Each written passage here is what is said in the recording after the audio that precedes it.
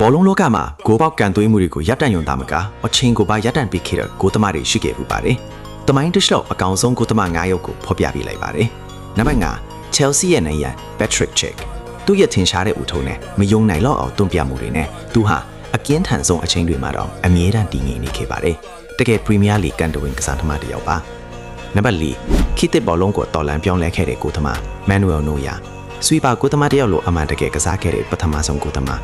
ညံဆန်ရဲရင်ပြီးတိုက်စစ်မှုထက်အမြဲတမ်းခြေတလန်းတာပါတယ်။ကဘာဖလားဆိုရင်နဲ့ဘာယန်မြူနစ်ရဲ့အငင်းပွားစရာမရှိတဲ့ကောင်းဆောင်တစ်ယောက်ပါ။နံပါတ်3စပိန်ရဲ့အိမ်မက်တွေကိုစောင့်ရှောက်သူ Iker Casillas